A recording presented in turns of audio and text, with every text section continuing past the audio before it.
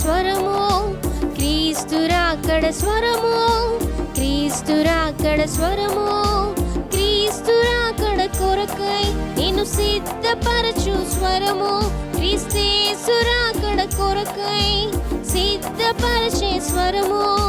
వినుమా, వినిపించుమా, హనుమా, సిద్ధపడుమా. క్రీస్తు రాకడ స్వరమును కార్యక్రమను వీక్షిస్తున్న ప్రియులకు ప్రభువైన యేసుక్రీస్తు నామంలో నా హృదయపూర్వక వందనాలు తెలియజేస్తా ఉన్నాను. ఈ సమయంలో దైవజనులు ఎం రత్నకుమార్ గారు దైవవర్తమానం అందిస్తారు. ముందుగా చిన్న ప్రార్థన చేసుకుందాం. పరిశుద్ధ ప్రేమ కలిగిన తండ్రి, దయగల యేసయ్య, నీ ఘనమైన శ్రేష్టమైన పాదాలు కొందనాలు స్తోత్రాలు చెల్లిస్తున్నాను ప్రభా. ఈ క్రీస్తు రాకడ స్వర కార్యక్రమాన్ని మీరే ఆశీర్వాదకరంగా జరిగించండి. మీ దాసులు మీరు బలపరిచి వాడుకోండి. అనేక ఆత్మరక్షణ కార్యక్రమం కొరకై ఈ పని జరిగినట్లుగా సహాయం చేయండి. నీ నామానికి మహిమ తెచ్చుకొని మని యేసు నామమున అడిగి వేడుకొని ప్రార్థిస్తున్నాం తండ్రి, ఆమేన్. రాకడ స్వరము, క్రీస్తు రాకడ స్వరము, క్రీస్తు రాకడ స్వరము, క్రీస్తు రాకడ స్వరము. మన ప్రభువును రక్షకుడునైన యేసయ్య పరిశుద్ధమైన నామమున క్రీస్తు రాకడ స్వరం కార్యక్రమం వీక్షించుచున్న ప్రియ వీక్షకులైన మీ అందరికీ నా హృదయపూర్వక వందనాలండి. బాగున్నారా ప్రియులారా? చాలా సంతోషం.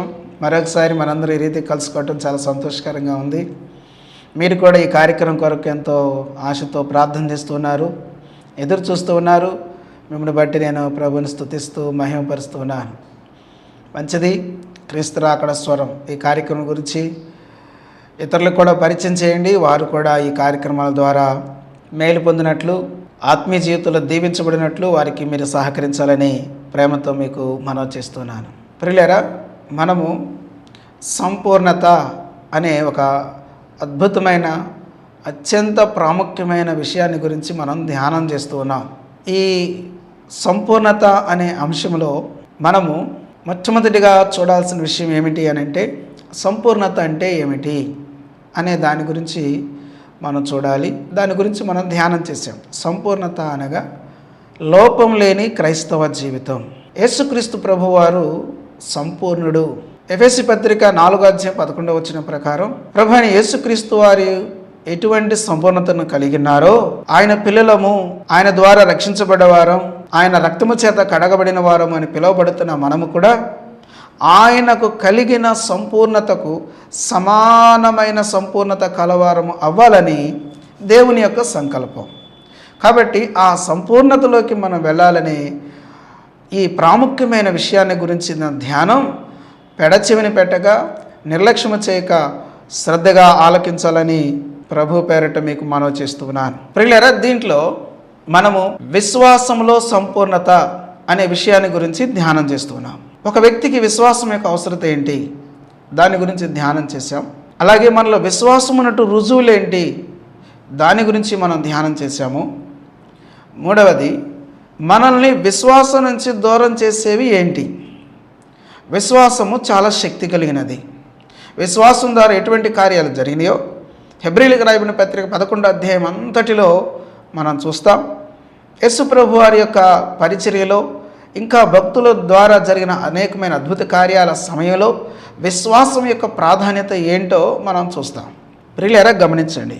ఇంత శక్తి కలిగిన, ఇంత అమూల్యమైన విశ్వాసం నుంచి మనల్ని వేరు చేయగలిగే ఏమిటి అని అంటే, దానికి ఒక 5 విషయాలు మనం ధ్యానం చేస్తూ వస్తూ ఉన్నాం. మొదటిగా, మూర్ఖత్వం అనేది చాలా భయంకరమైనది. ఆ మూర్ఖత్వం మనల్ని విశ్వాసం నుంచి వేరు చేయగలిగినంత శక్తి కలిగినది. కాబట్టి మొదట మనము ఆ మూర్ఖత్వాన్ని జయించాలి, దాని నుంచి విడుదల పొందాలి అనే సంగతిని గురించి మనం ధ్యానం చేశాం. రెండవది, సందేహం అనగా అనుమానం. విశ్వసించకపోవడానికి కారణం, లేకపోతే విశ్వాసానికి మనం దూరం అవటానికి కారణం రెండవది సందేహం, అనుమానించటం. ఎప్పుడైతే దేవుని కానివ్వండి, దేవుని వాక్యాన్ని కానివ్వండి, దైవజనుని కానివ్వండి, దైవ జనుని ద్వారా వింటున్న వర్తమానాలను కానివ్వండి, ఎప్పుడైతే మనము అనుమానిస్తామో, సందేహిస్తామో, అప్పుడు మనము ఆత్మీయ జీవితంలో విశ్వాసం నుంచి దూరం అయ్యే పరిస్థితులు ఉంటాయి. కాబట్టి ప్రియమైన దేవుని బిడ్డలారా, మనం గుర్తించాల్సిన రెండవది సందేహం. నుంచి మనం విడుదల పొందాలి. మూడవది భయము. భయము చాలా భయంకరమైనది. విశ్వాసం నుంచి మనల్ని వేరు చేసేది భయం. ఆ భయం నుంచి మనం బయటికి రావాలి ప్రియులారా, లేకపోతే మనల్ని విశ్వాసము దూరం చేస్తుంది.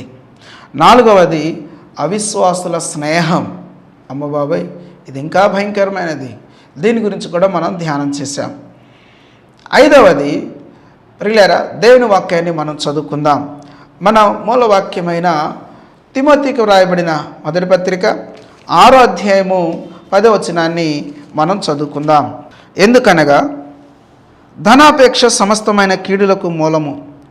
కొందరు దానిని ఆశించి విశ్వాసం నుండి తొలగిపోయి నానా బాధలతో తమ్మును తామే పొడుచుకొనిరి.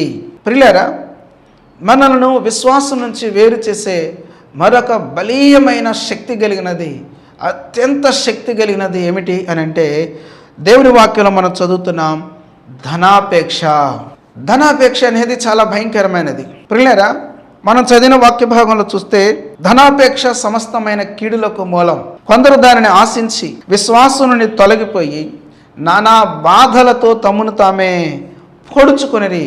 చూసారండి, ధనాపేక్ష ఎంత భయంకరమైనదో మనం ఇక్కడ చూస్తున్నాం. ధనాపేక్ష అనగా డబ్బు మీద వ్యామోహం.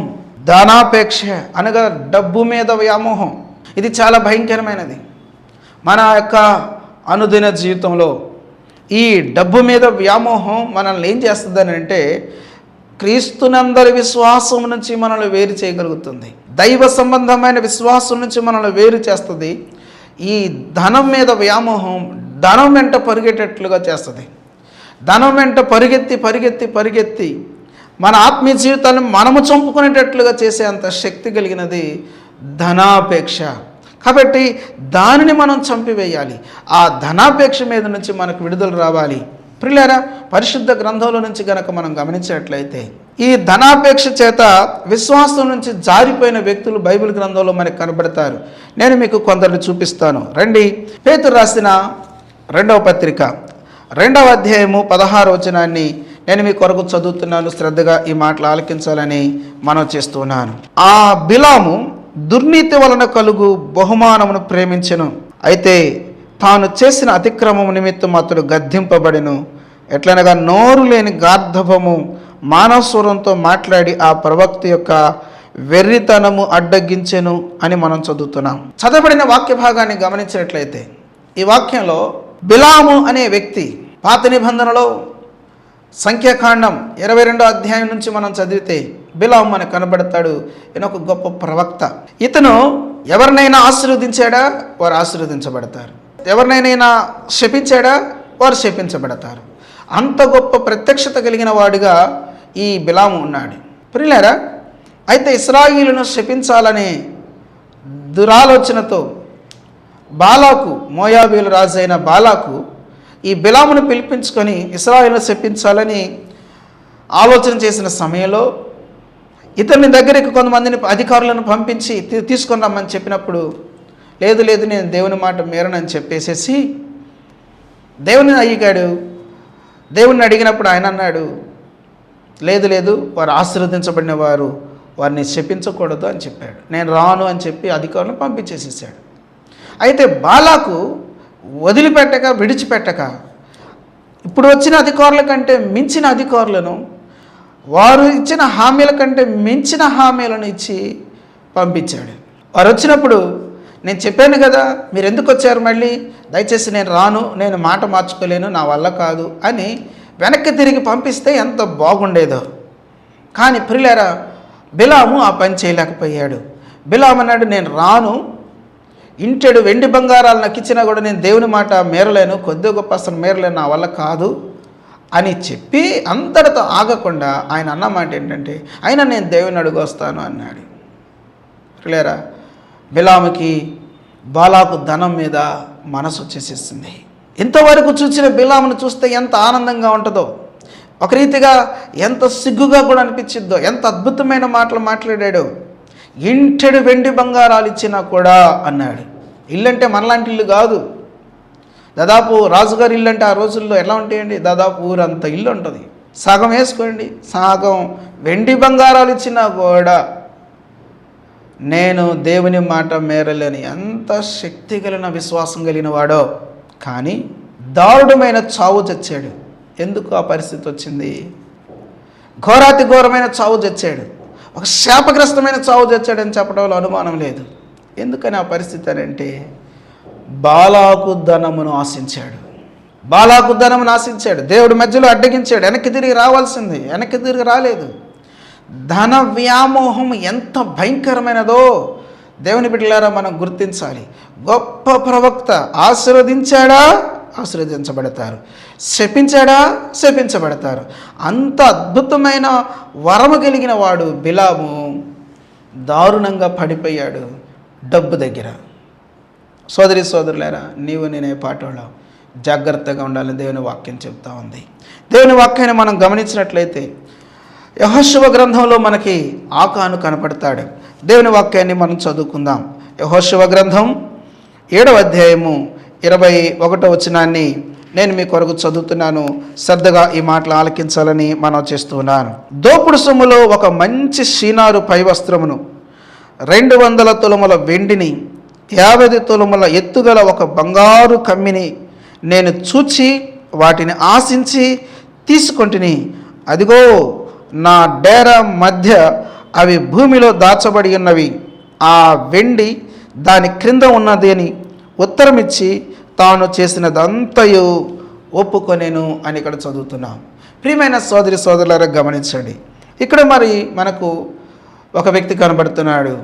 ఇతను కూడా ప్రియులారా షీనారు పై వస్త్రాన్ని, వెండిని, బంగారును చూచి ఆశించి వాటిని తీసుకున్నాడు. వినండి, ఈ వ్యక్తి సామాన్యమైన వ్యక్తి కాదు.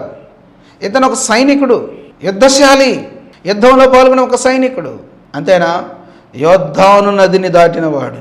ఇంత క్వాలిఫికేషన్స్ కలిగిన వ్యక్తి ప్రియులారా ఎప్పుడైతే ఈ ధన సంబంధమైన ఈ ఆభరణాల వైపు, వస్త్రాల వైపు చూచాడో, చూడండి ఏమైపోయిందంటే తన జీవితం, తన విశ్వాసం, పిల్లల తన భక్తి మొత్తం ఆవిరైపోయినాయి. దారుణాతి దారుణమైన చావు చచ్చాడు. రాళ్లతో కొట్టబడ్డాడు. తన కుటుంబం, తన భార్య, తన పిల్లలు, పశువులు దారుణాతి దారుణంగా రాళ్లతో కొట్టబడి చంపబడ్డారు. కారణం ఏంటి? తాను దేని వెంట పరిగెత్తాడో అది ఆయన ప్రాణం తీసి సంపాదించుకున్నాను అనుకున్నాడు. ఆ షీనారు పై వస్త్రం వేసుకొని జనాల మధ్య తిరుగుతుంటే ఆహా ఎంత బాగుంటుందో అనుకున్నాడు. ఆ వెండి బంగారాలు ధరించుకొని ఉంటే ఎంత బాగుంటుందో అనుకున్నాడు. ప్రియులారా, అన్యాయంగా, అక్రమంగా, దేవునికి వ్యతిరేకంగా సంపాదించాడు, కానీ వాటిని అనుభవించడానికి అవకాశం లేకుండా ప్రియులారా తన జీవితాన్ని ముగించుకున్న పరిస్థితులు కనబడుతున్నాయి. ధనాపేక్ష ఎంత భయంకరమైనదో చూడండి. ధన వ్యామోహం ఎంత ఘోరమైనదో చూడండి. ధనము అనగానే కేవలం డబ్బు మాత్రమే అనుకోగాకండి దయచేసి. వెండి, బంగారు, ఏమండి ఆభరణాలు, అలాగే వస్త్రాలు, ఇవన్నీ కూడా డబ్బు ఉంటేనే కదా అవి కొనుక్కోగలిగేది. మనం అందుకొరకే కదా డబ్బు కావాల్సి వచ్చింది. కాబట్టి ప్రియులారా, ఇక్కడ మనం చూస్తూ ఉన్నాం ఆకాను జీవితాన్ని కూడా ఒక మంచి సైనికుడు, యొర్దాను నదిని దాటినవాడు, అటువంటి వీరుడు ధన వ్యామోహం చేత పట్టబడి తనను, తన కుటుంబాన్ని నష్టపరుచుకున్న పరిస్థితులు మనకు కనబడుతున్నాయి. పరిశుద్ధ గ్రంథంలో మనం చూసినట్లయితే పాత నిబంధనలో మనం ఇద్దరు వ్యక్తుల గురించి చూసాం. క్రొత్త నిబంధనలోకి వచ్చేసినట్లయితే మనందరికీ బాగా పరిచయమైన వ్యక్తులు అపోస్తల కార్యగ్రంథం 5వ అధ్యాయంలో మనకు కనబడతారు అననీయ సప్పీరాలు. ప్రియులారా, వీరు చేసిన పనిని కూడా మనం గమనించినట్లయితే 2వ అధ్యాయంలో మనం చూస్తే ప్రియులారా అక్కడ మరి ప్రజలందరూ కూడా, అనగా యేసు ప్రభువుని అంగీకరించిన వారందరూ కూడా, విశ్వసించిన వారందరూ కూడా ఏం చేస్తున్నారంటే తమ స్థిర చరాస్తులన్నింటినీ అమ్మేసేసి వాటిని తీసుకొచ్చి అపోస్తుల పాదాల దగ్గర పెడుతున్నారు. ఆ రీతిగా అనేక మంది ఏమండి దేవుని యందలి విశ్వాసముతో తమకున్న వాటిని, స్థిర చరాస్తులన్నింటినీ కూడా అమ్మేసేసి అపోస్తుల పాదాల దగ్గర పెడుతూ ఉండటాన్ని చూచి వీరు అనుకున్నారు, మనం ఏమన్నా విశ్వాసం తక్కువ వారమా అనే ఉద్దేశంతో వీరు కూడా పొలం అమ్మేశారు. ఏకమై పొలం అమ్మారు. బాగానే ఉంది. అయితే పిల్లలు గమనించండి, వారు చేసిన పని ఏంటంటే ఆ ధనము తీసుకొని వచ్చి అపోస్తల పాదాల దగ్గర ఉన్నది ఉన్నట్టుగా పెడితే ఎంత బాగుండేదో. కానీ వారు ఆ పని అలా చేయలేదు. కొంత దాచుకున్నారు. ఓకే, అదేమన్నా తప్ప? రూల్ ఏమన్నా మొత్తం అమ్మిందంతా తీసుకొచ్చి పెట్టాలని రూల్ ఏమైనా ఉందా? లేదు. మరి కొంత దాచుకున్నారు, మరి అది తప్ప? లేదు. వారు తీసుకొని వచ్చారు. పేతురు గారు వారు అననీతో మాట్లాడుతూ ఉన్నాడు. సపీరా రాలేదు, అననీతో మాట్లాడుతూ ఉన్నాడు. అననీయ, మీరెందుకు ఏకమై పరిశుద్ధాత్మను మోసపుచ్చాలనుకున్నారు? నీ దగ్గర ఉన్న నీదే కదా, నువ్వు కొంత దాచుకొని కొంత ఇచ్చి అంత ఇచ్చినట్లుగా నువ్వెందుకు మోసపుచ్చాలనుకున్నావు? మీరు మోసపుచ్చాలనుకున్నది మనుషుని కాదు, పరిశుద్ధాత్మనే, దేవుణ్ణే మీరు మోసపుచ్చాలనుకున్నారు అని అంటూ ఉండగానే క్రింద పడి ప్రాణం విడిచేసేసాడు. గమనించారా? ప్రియమైన దేవుని బిడ్డలారా, దయచేసి వినండి. వచ్చాడు, డబ్బులు పాదాల దగ్గర పెట్టాడు. పేతురు గారు మాట్లాడుతుండగా కింద పడి చచ్చిపోయాడు. వెంటనే పడుచువారు తీసుకుని వెళ్ళి సమాధి చేశారు. 3 గంటల తర్వాత వచ్చిందంటండి. ఎన్ని పనులున్నా అంత లేటా? ఎన్ని పనులున్నా సరే అంత లేటా? ముగింపు కల్లా పోలేమా? కొంతమంది ఆలోచన అలా ఉంటుంది. చాలామంది ఆరాధన సమయంలో కానివ్వండి, నియామక కూటాల్లో కానివ్వండి, ముగించే సమయానికి కూడా వస్తూనే ఉంటారు, పరిగెత్తుకుంటా. దేవుని సన్నిధిలో గడపాల్సిన సమయంలో ఇతరత్ర ఏవేవో పనులు పెట్టేసేసుకొని దేవుని సన్నిధిని నిర్లక్ష్యం చేసి అటు పోలేక, అక్కడ ఉండలేక, ఇక్కడికి రాకుండా ఉండలేక సతమతమైపోతూ ఊరుకులెత్తుతా పరుగులెత్తుతా వచ్చి కోడికిలో జాయిన్ అయ్యేవాళ్ళు ఎంతమంది ఉంటారో. 3 గంటల తర్వాత వచ్చిందంటండి. ఎన్ని పనులంటే మాత్రం అంత లేటా? కానీ సంగతి తెలియదు. కానీ పేతురు గారు అననీకి అవకాశం లేదు, సపీరాకు అవకాశం ఇచ్చాడు. మీరు ఇంతకే అమితిరా?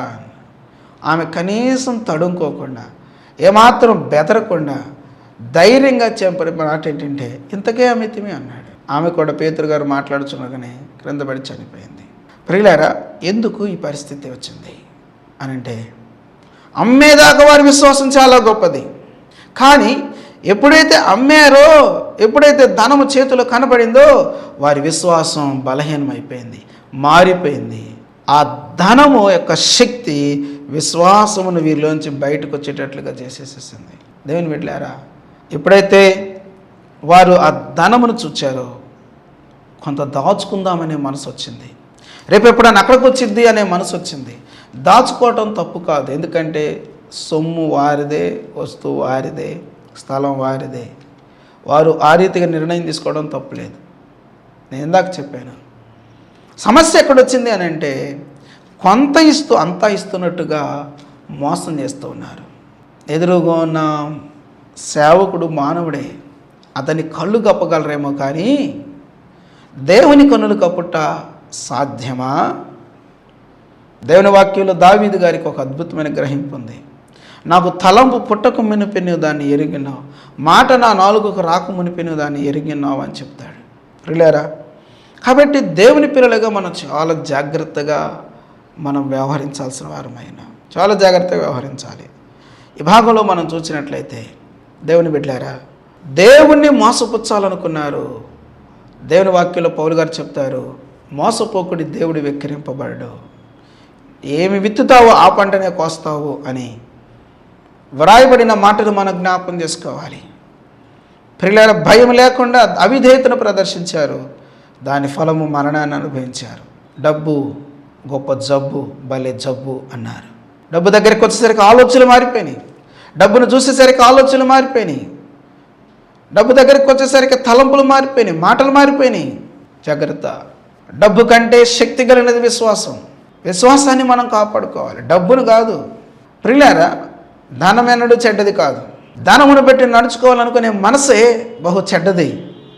దాని ప్రభావం మన ఆత్మీయ జీవితాన్ని నాశనం చేస్తుంది అనే సంగతిని మనం గుర్తించి చాలా జాగ్రత్తగా వ్యవహరించాల్సిన వారమైన మన సంగతిని జ్ఞాపం చేస్తున్నాను.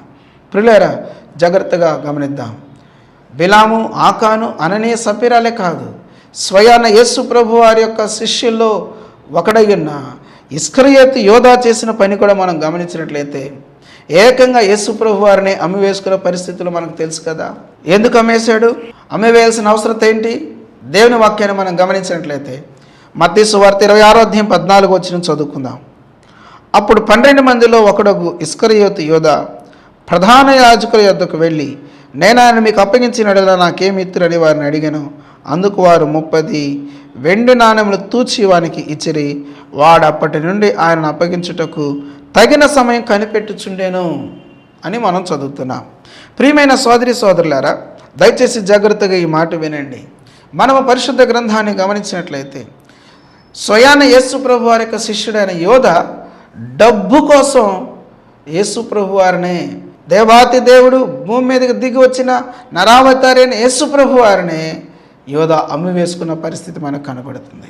డబ్బు ఎంత భయంకరమైందో, ధనాపేక్ష ఎంత భయంకరమైనదో, ధనము చూడగానే ధనము కొరకు, ధనము వలన జీవితాలు ఎంత పాడైపోతున్నాయో. ప్రియులారా, ఈ జీవితాలు మనకి గొప్ప హెచ్చరికలు. ఈ జీవితాలన్నీ కూడా మన జీవితాలని ఎంతో ప్రభావితం చేయడానికి, అనగా మనం అనేకమైన అద్భుతమైన పాఠాలు నేర్చుకొని వారి వలె నశింపకుండా ఉండాలనే ఉద్దేశంతో ప్రియులారా దేవుని వాక్యాలు ఇవన్నీ వ్రాయబడ్డాయి. కాబట్టి దేవుని పిల్లలుగా మన జీవితంలో గుర్తుపెట్టుకోవాల్సిన విషయం ఏమిటి అని అంటే, ధనాపేక్ష చూడండి వీరి విశ్వాసం నుంచి వీరిని ఎంత దారుణంగా బయటకు లాగిపడేసిందో ఈ వాక్యాల్లో మనం చదువుతూ ఉన్నాం.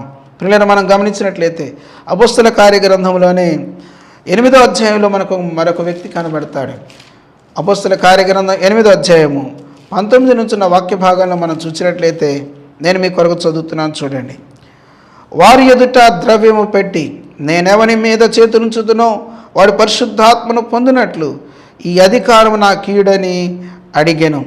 అందుకు పేతురు, నీవు ద్రవ్యమిచ్చి దేవుని వరము సంపాదించుకుందినని తలంచుకుందినందున నీ వెండి నీతో కూడా నశించునుగాక. గమనించారా ప్రియులారా?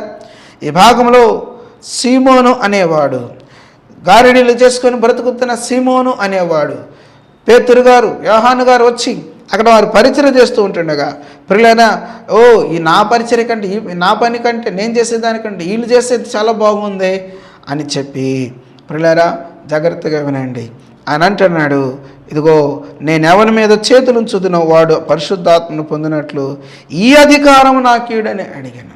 నాకు కూడా ఈ అధికారం ఇవ్వండి. ఈ గారిడీల మీద నేను ఎక్కువ సంపాదించలేకపోతున్నా, కాబట్టి ఈ వరాన్ని నాకు ఇవ్వండి అంటే పేతురు గారు ఇక్కడ చెప్తున్నారు, నువ్వు ద్రవ్యం ఇచ్చి దేవుని వరం సంపాదించుకుని తలంచుకుంది నీ వెండి నీతో కూడా నశించునుగాక.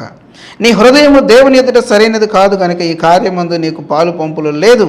కాబట్టి ఈ నీ చెడుతనం మానుకొని మారు మనసు నుండి ప్రభువుని వేడుకొని ఒకవేళ నీ హృదయాలోచన క్షమించబడవచ్చును అని ఇక్కడ మాట్లాడుతున్న మాటలు కనబడుతున్నాయి. ప్రియులారా, జాగ్రత్తగా మాటలు గమనించినట్లయితే ధనాపేక్ష ఎంత భయంకరమైనది అని అంటే, ప్రియులారా దేవుని వరాన్ని డబ్బు పెట్టి కొనుక్కోవాలి అనుకున్నాడు. దేవుని వరాన్ని పరిశుద్ధాత్మను డబ్బు పెట్టి కొనుక్కోవాలనుకున్నాడు.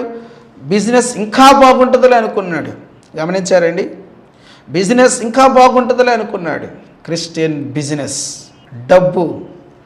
డబ్బు కేంద్రిత పరిచర్యలు, ధన కేంద్రిత పరిచర్యలు ఎంత దారుణమైనవో, ఎంత భయంకరమైనవో.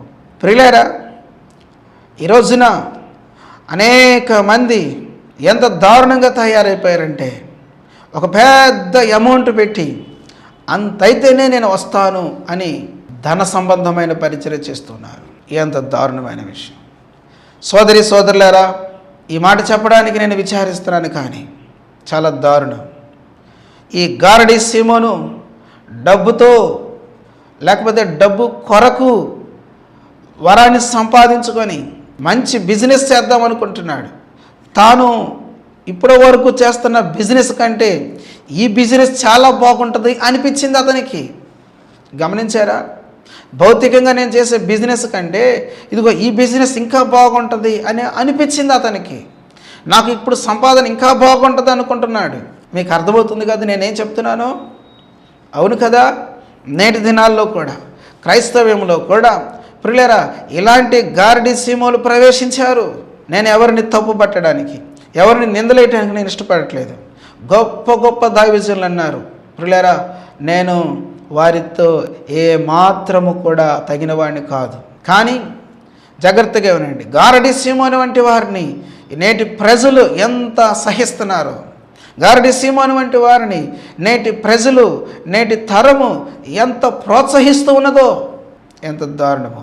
జాగ్రత్త సుమ, మీరు ప్రోత్సహించినంత కాలం వారు ప్రోత్సహించబడుతూనే ఉంటారు. మీరు బలపరిచిన కాలం వారు బలంగానే ఉంటారు. చాలామందికి స్థానికంగా కడుపు కట్టుకొని ఉపవాసాలు ఉండి ప్రార్థన చేస్తున్న స్థానిక దైవజనుడు నచ్చరు. భారంతో కన్నీటితో ప్రార్థన చేస్తున్న స్థానిక దైవజనుడు నచ్చరు.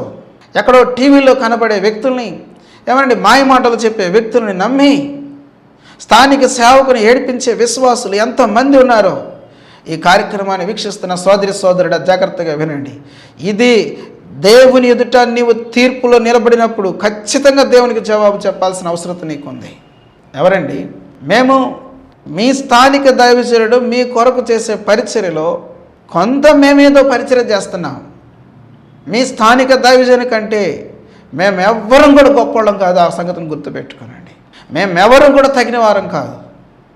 మీ స్థానిక దైవజను తర్వాత ఎవరైనా సరే. ఎందుకో తెలుసా?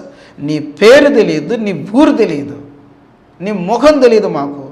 ఏదో ఒక సమయం చూసుకొని ఏదో ఒక రీతిగా నీ దగ్గరికి వచ్చి నీ కొరకు కన్నీటితో ప్రార్థన చేసేది మీ స్థానిక దైవజనుడు. మీ కొరకు ఉపవాసం ఉండేది స్థానిక దైవజనుడు. మీ కొరకు భారం కలిగినది దైవజనుడు. మాలాంటి వారు అంటారా మీరేమిస్తారు అన్నట్టుగా చూసే రకాలం. మా వైపు మీరు చూడకూడదు, మమ్మల్ని మీరు ప్రోత్సహించకూడదు. ప్రియులారా జాగ్రత్తగా స్థానిక దైవజనుడిని మీరు ప్రోత్సహించండి. స్థానిక దైవజనుడు మీకు చాలా ముఖ్యమైన వాడు. మీ ఆత్మల గురించి లెక్క అప్పగించవలసిన వాడు. మీ గురించి లెక్క అప్పగించాల్సిన బాధ్యత మాకు లేదు. మేము ఏదో కొంత మీకు సహకరించే వాళ్ళమే కానీ ప్రభు మాకు నేర్పించిన విషయాలను క్రైస్తవ లోకానికి తెలియచేసి కొంత మేము సహకరించే వాళ్ళం కానీ మాది కొంచెమే. దేవుని బిడ్డలారా జాగ్రత్తగా ఉండండి. మీ ధనమును స్థానిక సంఘంలో ఖర్చు పెట్టండి. మీ పరిచయం స్థానిక సంఘంలో ఖర్చు పెట్టండి. ఆ మధ్య నేను ఒక ఊరి నుంచి వస్తూ ఉన్నాను. నేను ట్రైన్లో కూర్చోన్నాను. నా ఎదురుగా ఇంకొకరు కూర్చోన్నారు. ఆడపిల్లలు కూర్చోన్నారు. చిన్న వయసు, కొంచెం యవ్వన కాలం. నేను అంతగా పలకరించలేదు. చాలా దూరం వచ్చేసిన తర్వాత దాదాపు 2-3 గంటల తర్వాత 4-5 గంటల తర్వాతే ఏమ్మా ఎక్కడికి వెళ్తున్నారు అన్నాను. పలానా ఊరు వెళ్తున్నామన్నారు. ఎందుకు అన్నాను. ప్రార్థనకి వెళ్తున్నామన్నారు. మీరు డైలీ ఎక్కడికి వెళ్తారా? మీరు అక్కడ ఏంటని అడిగితే కాదండి మేము అక్కడికి వెళ్తున్నాము. మీ పాస్టర్ గారికి చెప్పారా అన్నాను. నవ్వారు వాళ్ళు. మీరు అలా వెళ్ళకూడదు కదా, అట్లా సేవకుడికి చెప్పకుండా మీరు అట్లా బయటికి వెళ్ళకూడదు కదా, అది మంచి పద్ధతి కాదు కదా. ఎందుకు? దొంగ బుద్ధులు దూరం ఉన్న కొండలు నిలుపు ప్రియులారా. అది మంచి పద్ధతి కాదు, అది క్షేమకరమైనది కాదు. జాగ్రత్తగా మనం ఉండాల్సిన అవసరం మనకుంది. మిగిలిన విషయాల తర్వాత మనం ధ్యానం చేద్దాం. ప్రార్థన. ప్రేమగల తండ్రి, కృపల దేవా నీకు వందనాలు. విత్తబడిన వాక్యాన్ని నీరుగట్టి ఫలింపచేసి మీరే మహిమ ఘనత ప్రభావాలు పొందమని మీ కరుణగల కృపగల హస్తాలకు అప్పగించుకుంటూ యేసయ్య నామమున ప్రార్థన స్తోత్రం అర్పించి వేడుకొంచున్నాం తండ్రి. ఆమేన్. త్రియేక దేవుని శాంతి సమాధానం సదాకాలం మనందరికీ తోడండి. తన రాకడ కొరకై సిద్ధపరిచి భద్రపరచును గాక. Amen. Praise the lord.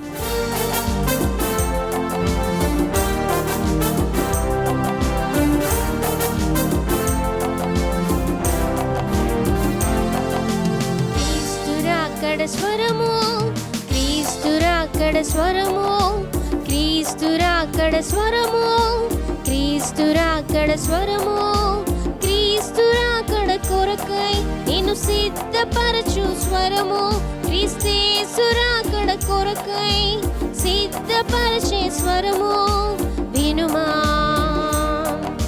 వినిపించుమా Hanuma